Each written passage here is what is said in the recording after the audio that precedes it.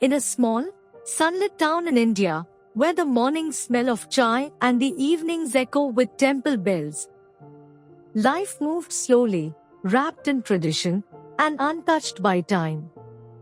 The lanes were narrow, the houses colorful, and every stranger felt like someone you'd known forever. But within this old, familiar rhythm, fate had plans to weave a story, one that even time would not dare to forget. Arav, a quiet, 25-year-old dreamer. He worked in a tiny cafe tucked away between two old bookshops, a place where time stood still. By day, he served steaming cups of tea and neatly folded samosas. By night, he filled pages with sketches of faces, sunsets, and dreams that his family could never understand. He smiled at every customer, but behind that smile hid the weight of expectations, of being the responsible son, the obedient child. His mother often said, "Beta, life is not a painting. It's a duty." And so, Arav painted his dreams in silence, on the back of receipts, on napkins, on memories. That day began like any other, until the 9:40 train rolled in from Mumbai. Among the crowd stepped Meera, 23, graceful, yet unsure. Her eyes carried the glimmer of stories untold, her hands clutched a small camera. Perhaps her only companion from the city she left behind. She had come back to her hometown, searching not for people, but for a piece of herself she had lost somewhere in the rush of life. At first glance, she looked ordinary, a simple cotton sari, hair tied neatly. But there was something extraordinary about the calm in her eyes.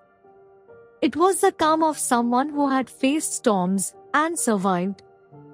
Fate doesn't always make grand entrances. Sometimes, it just spills a little tea.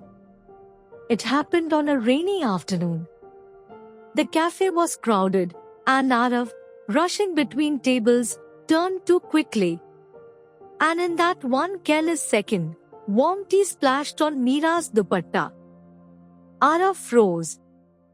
"Oh no, I'm so sorry. I didn't mean to." Meera looked down, then up, and smiled gently. "Relax, it's just tea.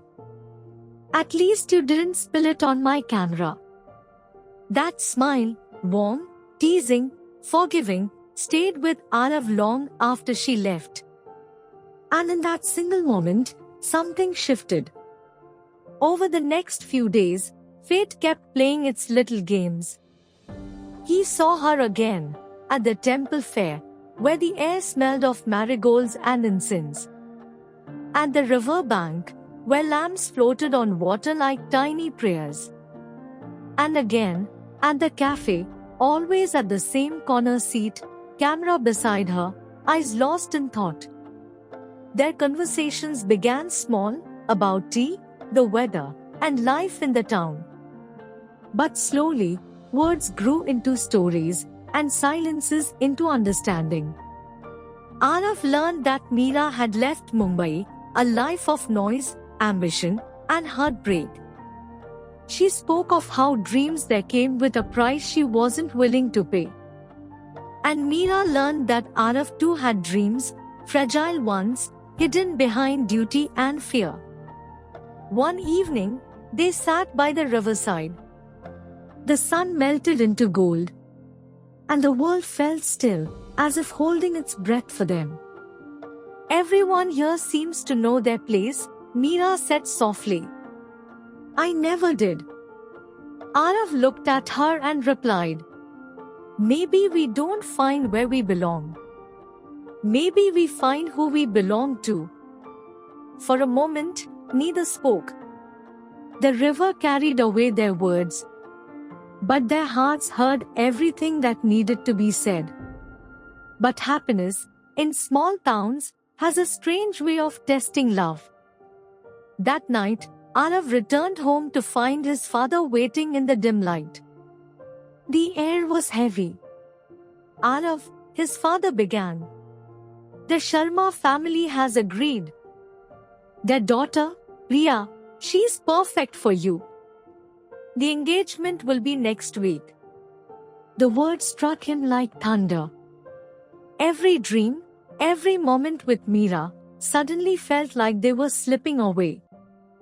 He wanted to protest, to speak, but his lips refused. All he could do was nod silently, as the weight of duty crushed his voice. Meanwhile, across town, Meera walked home, holding one of Arav's sketches. A simple portrait of her smiling face. She smiled too, unaware of what was to come. That night, Arav stood on his rooftop, the stars watching silently. He whispered to the wind, "Fate brought her to me once, but maybe love isn't meant to be easy." As the wedding drums echoed faintly in the distance, the lanterns from the festival rose into the night sky, one after another, each carrying an unspoken wish. And somewhere among those floating lights was a promise, forgotten by time, but not by the heart. This was how it began, the forgotten love, the one destiny tried to erase, but the soul refused to forget.